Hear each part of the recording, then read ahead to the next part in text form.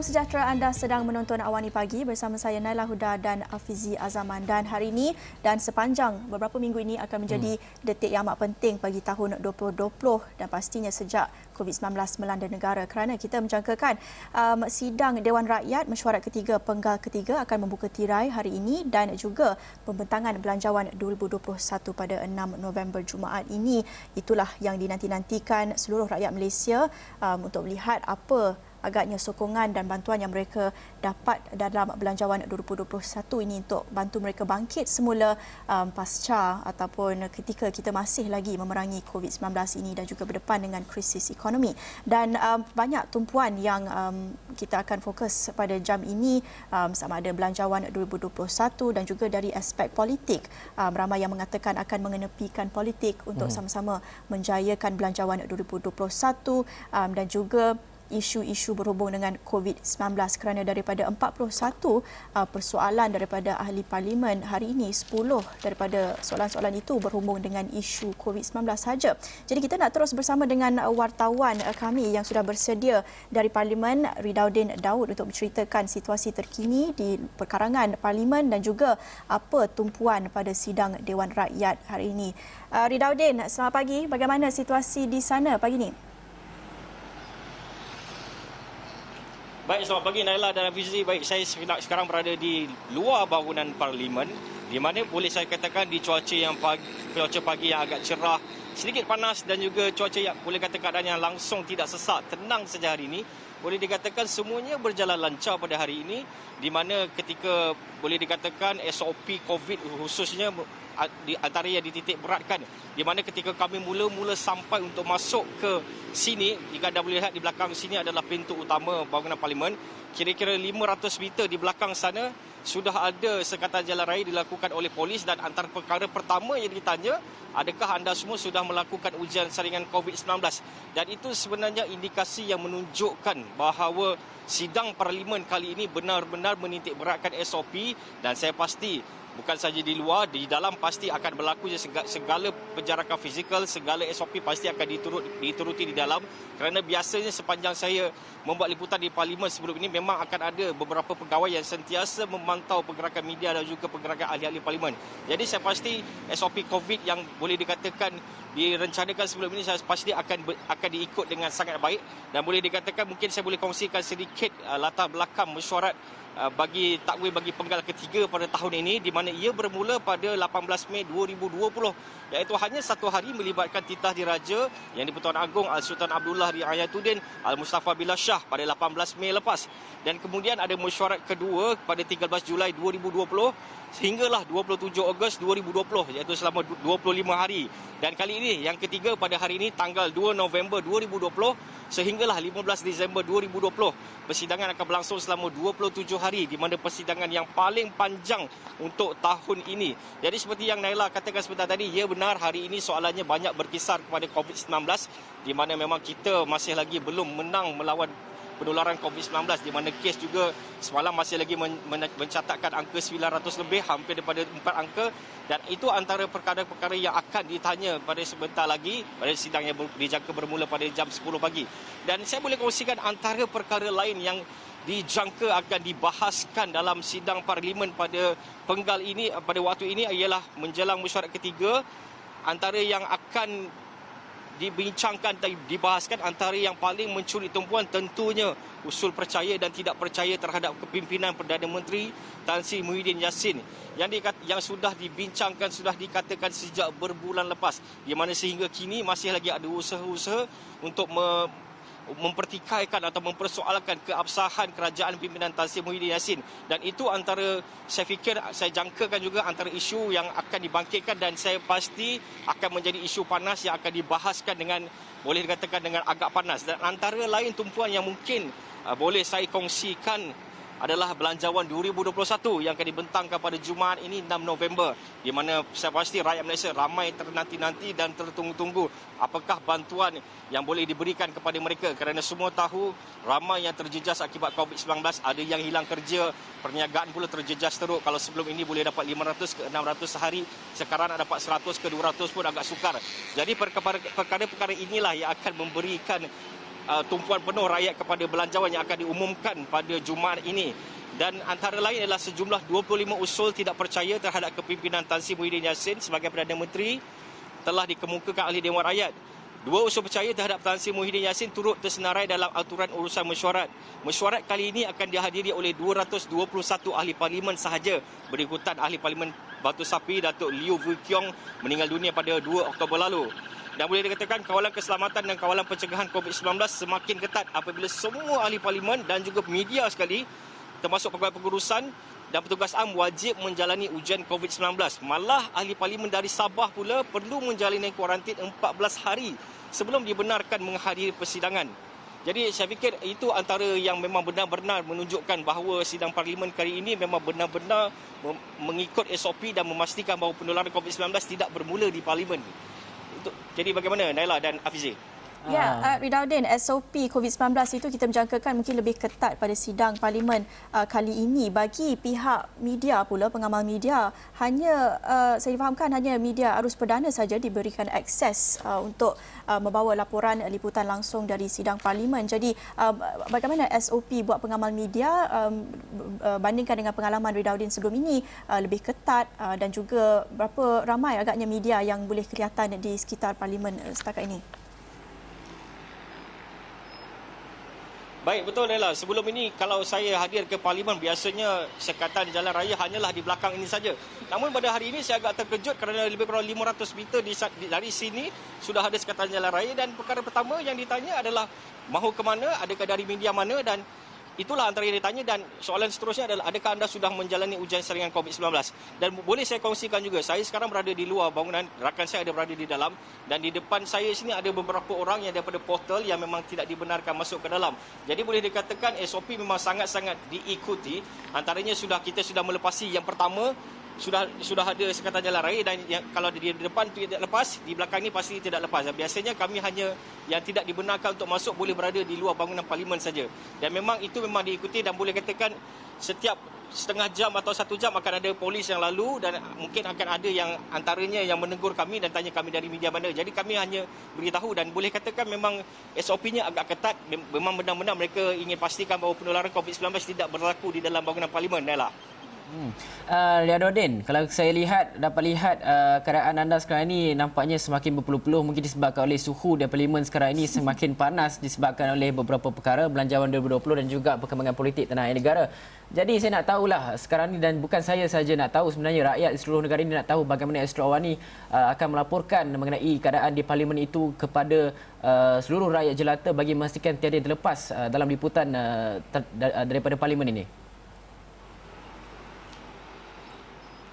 Ya, baik Fizi. Saya sekarang berada di luar. Rakan saya ada di dalam dan juga rakan-rakan saya lain ada di pejabat.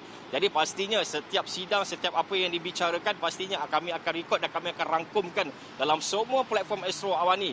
Dan betul kata Fizi tadi, memang cuaca agak panas, sudah mula panas. Tapi saya fikir panas di luar ni tidak akan menjadi sepanas di dalam. Walaupun di dalam penuh dengan penghawa dingin, saya pasti isu-isu yang dibangkitkan pasti akan menjadi lebih panas. Terutamanya apabila ada ahli-ahli parlimen yang memang kita tahu sedikit nakal berada di dalam, saya pasti isu akan menjadi lebih panas.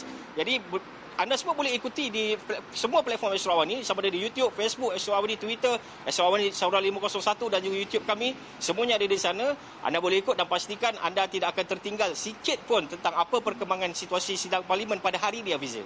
Okey, baiklah. Begitu semangat sekali Ridauddin pada hari ini memastikan bahawa perkembangan dan juga liputan di parlimen tidak terlepas kepada kita semua, dan kami akan nantikan perkara itu daripada Ridauddin dan juga rakan-rakan setugas di Astro Awani di sana. Dan terima kasih banyak Ridauddin atas laporan itu tadi. Dan seperti yang kita tahu, sebenarnya hari ini adalah hari yang dinanti-nantikan oleh pelbagai pihak, seluruh rakyat jelata. Dan kalau kita lihat parlimen pada pagi ini akan dimulakan dengan sesi jawab lisan dan juga kemudiannya barulah akan dibentangkan usul-usul tertentu. Dan kalau kita lihat perkara pertama sekali yang paling penting bagi saya adalah yang mana kalau kita lihat Datuk Haji Muhammad Fasiah Haji Muhammad Fakih daripada Sabak Bernam akan meminta Perdana Menteri menyatakan setakat manakah impak ekonomi daripada pandemik COVID-19 khususnya kepada individu, isi rumah dan syarikat perniagaan serta pelbagai sektor ekonomi negara keseluruhannya serta nyatakan dasar mekanisme dan langkah untuk memacu ekonomi ke arah berdaya tahan dan juga mapan. Dan yang keduanya adalah berkenaan dengan Menteri Belia dan Datuk Johari Abdul minta Menteri Belia dan Sukan menyatakan bahawa adakah bantuan diberikan kepada golongan belia yang berniaga terjejas teruk akibat COVID-19, nyatakan berapa jumlah belia yang dibantu mengikut pecahan kepada negeri. Dan dalam masa yang sama juga yang ketiga yang bagi saya penting adalah Tuan Fong Kui Lun Bukit Bintang minta Perdana Menteri nyatakan langkah kesiapsiagaan kerajaan dalam membendung penularan wabak COVID-19 yang memasuki gelombang ketiga dan kebarangkalian berterusan hingga tahun hadapan dan langkah mengatasi kesan buruk ke atas negara dan juga kehidupan rakyat itu sendiri. Ya, dan kita perlu lihat impak COVID-19 ini dari pelbagai aspek. Misalnya kalau kita lihat pertanyaan daripada Hannah Yeoh, Ahli Parlimen Segambut, juga ada mengemukakan isu-isu yang dihadapi sebelum ini. Katanya beliau menyatakan mengapakah tiada penyelarasan antara Menteri Pengajian Tinggi, Menteri Pendidikan dan Menteri Pembangunan Wanita, Keluarga dan Masyarakat dalam pengumuman PKPB September dan Oktober 2020 melibatkan penutupan institusi pengajian tinggi, sekolah, tadika dan taska menyebabkan ibu bapa tidak dapat membuat persiapan awal. Itu juga berhubung COVID-19 sebenarnya, lebih khusus berhubung dengan PKPB sebelum ini yang mana isu berhubung dengan penutupan sekolah dan perancangan dan juga pengumuman awal untuk dibuat kepada pelajar dan juga kepada pihak ibu bapa untuk membuat persiapan awal. Ini antara isu-isu yang akan dikemukakan pada sidang parlimen berhubung dengan COVID-19. Daripada 41 pertanyaan, 10 khususnya menyentuh tentang isu COVID-19. Dan pastinya seperti yang Afizi katakan, selain daripada isu COVID-19, apa yang juga menghangatkan sidang Dewan Rakyat pagi ini adalah tentang perkembangan politik tanah air yang mana apa juga yang dinanti-nantikan orang ramai dan juga penjelasan ataupun pendirian yang kita lihat berhubung dengan keabsahan kerajaan.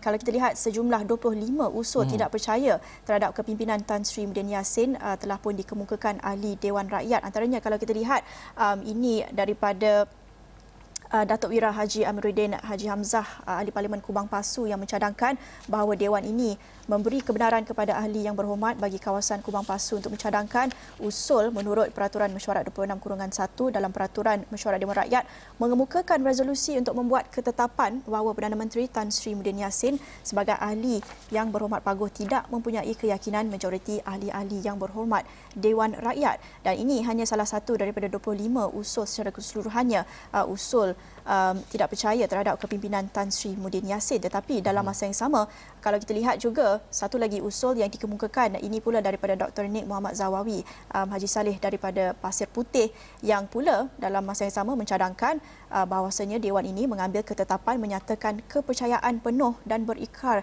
kesetiaan yang tidak berbelah bagi terhadap Yang Amat Berhormat Tan Sri Datuk Haji Muhyiddin Yassin, Ahli Parlimen Paguh, sebagai Perdana Menteri yang ke-8. Dan Dewan ini berikrar akan memberikan kerjasama dan sokongan sepenuhnya kepada beliau. Jadi undi ataupun usul percaya dan usul tidak percaya kedua-duanya dikemukakan di sidang Dewan Rakyat pagi ini, selain juga daripada isu berhubung dengan COVID-19 dan juga menjelang Belanjawan 2021. Itu antara tumpuan pada parlimen kali ini. Dan ada sedikit perkara yang kita tidak mahu terlepas adalah berkenaan dengan Datuk Seri Mazir Khalid. Badan Terap meminta Perdana Menteri menyatakan adakah pihak kerajaan mencadang ataupun meminda perlembagaan atau mewujudkan rang undang-undang khusus bagi membolehkan suatu pilihan raya ditangguhkan dalam tempoh pandemik COVID-19 untuk mengelakkan berlaku lonjakan kes baru COVID-19.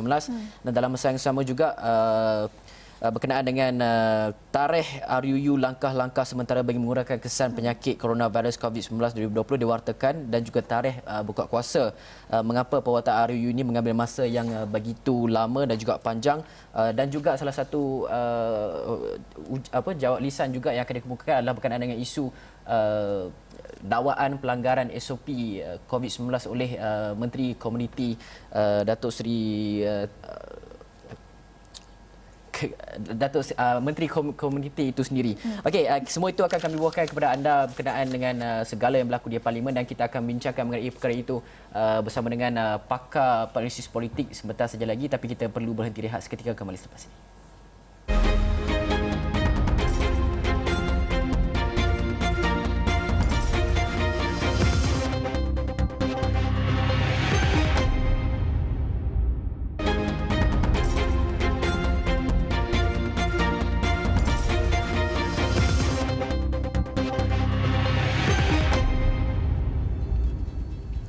Baik, bertemu kembali di Awani Pagi dan kami bawakan laporan yang anda perlu tahu menjelang mesyuarat ketiga penggal ketiga Parlimen ke-14 sidang Dewan Rakyat yang kita jangka akan buka tirai secara rasminya jam 10 pagi dan kami sudah pun dapatkan laporan terkini liputan langsung daripada wartawan kami yang sudah bersedia di sana dan kami juga bawakan tumpuan-tumpuan utama dalam sidang Dewan Rakyat kali ini dengan kebanyakannya terletak pada isu COVID-19, PKP dan juga menjelang pembentangan Belanjawan 2021 dan juga sedikit menyentuh tentang isu-isu politik pastinya. Tak boleh nak elak, itu juga menghangatkan sidang Dewan Rakyat kali ini dan untuk itu kita nak teruskan perbincangan kita pagi ini bersama dengan Profesor Dr. Siva Murugan Pandian, penganalisis politik Universiti Sains Malaysia USM yang sudah bersedia menerusi Skype. Selamat pagi Prof, terima kasih bersama kami untuk menceritakan tentang sidang Dewan Rakyat ini. Secara umumnya, Prof, apa jangkaan kita pada sidang kali ini? Saya rasakan sidang kali ini menjadi tumpuan kerana buat kali pertama dalam sejarahnya kita mahu melihat apakah bajet itu akan diberikan keutamaan dalam meluluskan secara penuh. Sebelum ini pun sidang Parlimen ketika bulan November juga kerap menjadi tumpuan khususnya kerana sidang itulah yang memberikan perhatian ke atas isu ekonomi dan juga belanjawan tahun-tahun yang akan mendatang.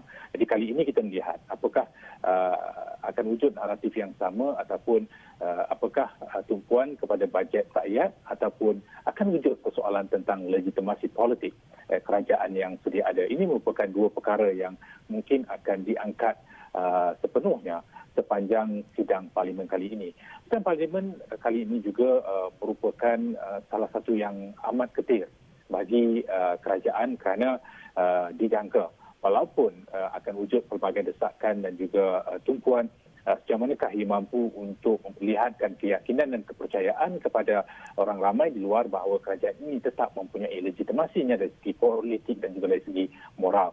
Sebab itulah sidang hari ini walaupun ramai yang menyatakan bahawa tumpuan harus diberikan kepada fokus menangani pandemik COVID-19, tapi sejauh manakah kita mampu untuk memastikan ia tidak merentasi isu politik kerana dalam Parlimen, institusi paling tinggi dalam kedudukan pendemokrasian yang kita raikan sejak 1957, sudah pastilah di sini juga akan diberikan ruang kebebasan dan juga untuk memperlihatkan rasa tanggungjawab ahli Parlimen kepada Parlimen. Jadi bagaimanakah ahli Parlimen yang sebelum ini kerap menjadi tumpuan ketika sidang Parlimen, cara perbahasan, perdebatan, pendekatan ke atas satu isu provokasi yang diberikan keutamaan, apakah itu akan terus menjadi agenda ahli politik. Sudah pasti sidang kali ini juga tidak akan terlepas daripada tumpuan sedemikian rupa, saya rasakan. Prof, dalam masa yang sama juga persidangan kali ini dikatakan akan menguji kesepakatan di antara ahli-ahli Parlimen dan unity bajet itu sendiri seperti yang Prof katakan sebentar tadi. Dan adakah sekiranya kita tahu perbincangan telah pun dilakukan, Menteri Keuangan Tengku Datuk Sri Zafrul telah pun berjumpa dengan ahli Parlimen daripada pihak pembangkang dan pihak pembangkang P sendiri telah pun menyatakan beberapa cadangan, 6 cadangan dinyatakan untuk dikemukakan ataupun dimasukkan dalam bajet 2020 ini. Dan kalau kita nak lihat kepada perkembangan tersebut, adakah sekiranya terdapat sedikit sahaja cadangan-cadangan yang dilontarkan oleh PH dimasukkan dalam bajet, adakah ini akan membuatkan rasa ketidakpuasan hati dalam kalangan ahli-ahli pembangkang ataupun sebenarnya apa yang dilontarkan oleh PH ini sekiranya memang berada dalam bajet 2021 ini ia akan menterjemahkan kesepakatan yang padu dalam kalangan ahli-ahli Parlimen, dan adakah sekiranya ahli-ahli Parlimen Pakatan Harapan mendapati ataupun berasa tidak puas hati, adakah mereka boleh mengambil sikap berkecuali sekaligus ia tidak orang kata tidaklah orang kata menolak titah Yang Pertuan Agong Sultan Abdullah? Bajet kali ini menjadi tumpuan ke arah rekonsiliasi politik ataupun berusaha untuk membentuk bajet perpaduan selepas titah Yang Pertuan Agong yang merasakan bahawa darurat tidak diperlukan buat masa ini. Maka mahu tak mahu bajet ini perlu dibentangkan dan dalam tempoh masa yang pendek. Maka sukarlah pihak kerajaan, Kementerian Kewangan untuk mengadakan proses libat urus dengan parti pembangkang, tetapi menggunakan pendekatan yang lain, mana cadangan-cadangan telah pun diberikan dan macam manakah Kementerian Kewangan yang sudah pun berada dalam fasa terakhir untuk membentangkannya pada 6 November bersedia untuk mengambil apa sahaja cadangan yang cuba dikemukakan oleh beberapa pihak. Tetapi cadangan itu tidak berhenti di situ sahaja. Kerana selepas 6 November akan wujud perbahasan hampir 2 minggu dan saya percaya dalam tempoh perbahasan itu maka proses penambahbaikan secara berterusan boleh dilakukan, mengambil kira pelbagai cadangan yang lain dan kemudian pengundian akan dilakukan. Pengundian tidak berlaku pada 6 November. Itu harus kita perbaiki persepsi di luar kerana ramai menjangkakan pada 6 November akan ada pengundian untuk meluluskan bajet. Tapi selepas itulah, selepas 2 minggu saya rasakan perbahasan ke atas isu-isu yang wujud dalam bajet, barulah pengundian dasar dilakukan dan selepas itu kementerian akan membentangkan dan disusuli dengan pengundian mengikut kementerian.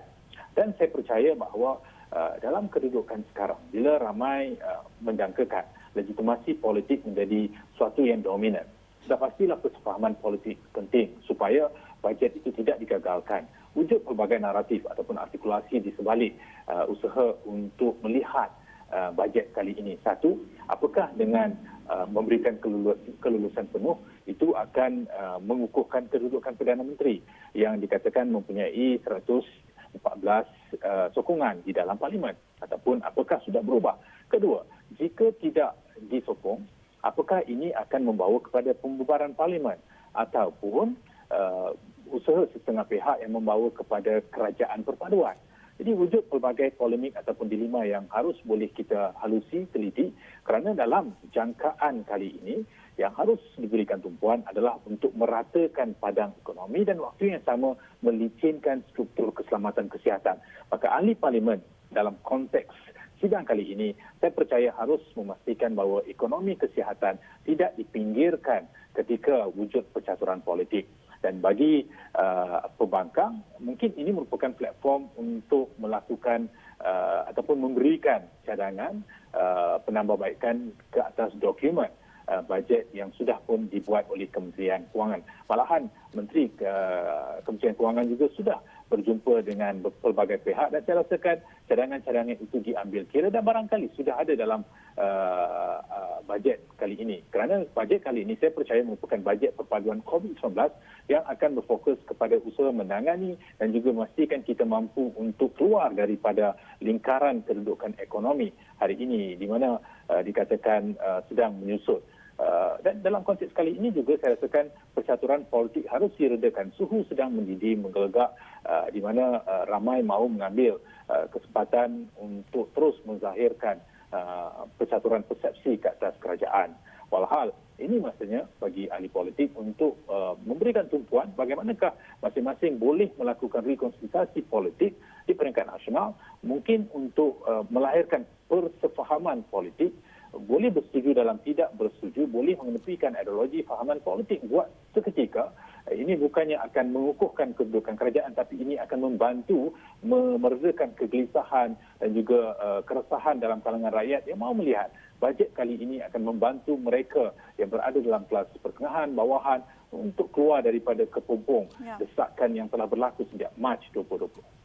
Ya, Prof, persefahaman dan rundingan itu perlukan kematangan politik mungkin pada tahap yang baru. Daripada perspektif rakyat pula, bagaimana rakyat boleh membezakan antara mempolitikkan sesuatu isu dan juga berbeza daripada rundingan dan juga perbahasan yang sihat dalam sidang Dewan Rakyat. Kerana seperti yang Prof katakan tadi, pihak pembangkang disyorkan untuk menambah baik apa-apa cadangan, mengemukakan cadangan untuk belanjawan ini. Mereka juga berhak untuk menolak apa-apa intipati dalam belanjawan itu untuk memastikan mereka sama-sama dapat menghasilkan belanjawan yang inklusif dan yang cukup baik. Tetapi ini memerlukan rundingan dan proses demokrasi yang sihat, tetapi mungkin ada pihak akan melihat apabila mereka menolak sebarang cadangan, itu mungkin dilihat sebagai mempolitikkan sesuatu isu. Jadi bagaimana kita dapat membezakan daripada perspektif rakyat antara dua-dua ataupun polemik ini, bagaimana? Saya katakan bahawa kematangan bukan sahaja diperlukan dalam kalangan ahli politik, tetapi juga penyokong dan rakyat sendiri. Kematangan ahli politik akan terselah jika mampu untuk bersetuju dalam tidak bersetuju apa saja cadangan yang diberikan dalam mempertahankan nilai pendemokrasian, nilai hak sebagai seorang tokoh parlimen sewajarnya turut dihormati. Waktu yang sama, rakyat juga mengharapkan bahawa apa saja yang dilakukan itu sebenarnya bertujuan untuk membolehkan perubahan dalam memacu kelangsungan ekonomi, ketahanan institusi ataupun sistem perniagaan, soal kebajikan diambil kira ataupun diberikan keutamaan. Jadi rakyat sudah pasti akan memerhati dan juga melihat sejauh manakah perkara-perkara yang cuba dilakukan ini tidak dipolitikkan dan juga bertanggapan jika ada penolakan ke atas sesuatu agenda yang dibawa oleh kerajaan, sudah pastilah itu haruslah bersifat rasional, praktikal dan bukannya semata-mata untuk menampilkan kekuatan dari sudut jalur politik masing-masing. Jadi dalam konteks ini, sudah pasti pemimpin juga harus memastikan tidak mengambil kesempatan daripada sudut keabsahan politik tetapi memberikan tumpuan ke arah bagaimanakah masing-masing mampu untuk memperbaiki sistem penyampaian, mampu untuk memperbaiki struktur sistem yang ada. Kerana itu juga akan menyumbang ataupun memberikan nilai tambah kepada mana-mana pihak, tidak kira daripada kerajaan ataupun parti pembangkang. Dan sudah pastilah rakyat memastikan tidak dipolitikkan secara berterusan. Sebab itu saya sering gunakan konsep merakyatkan kepimpinan. Pemimpin harus melihat diri mereka sebagai sebahagian daripada rakyat, barulah kita boleh melihat isu ini melangkaui kepentingan politik. Jika tidak, ia akan bersifat emosional, akan ada pihak yang menyatakan bahawa tidak ada blind support kepada mana-mana pihak. Ya, kematangan bukan saja daripada kepimpinan tetapi daripada rakyat juga. Itu yang kita harapkan, mungkin nafas baharu dari sudut politik tanah air dapat kita saksikan minggu ini menjelang sidang Dewan Rakyat yang dijangka bermula pada jam 10 pagi sebentar lagi. Terima kasih kepada Profesor Dr. Siva Murugan Pandian, penganalisis politik dari USM untuk perkongsian itu, dan kami akan terus bawakan perkembangan sidang Dewan Rakyat pagi ini dengan wartawan kami yang sudah bersedia di bangunan Parlimen, Hafizi. Ya, betul, dan untuk itu kami akan akhiri Awani Pagi untuk hari ini. Saya Hafizah Zaman. Dan saya Naila Huda. Salam hormat.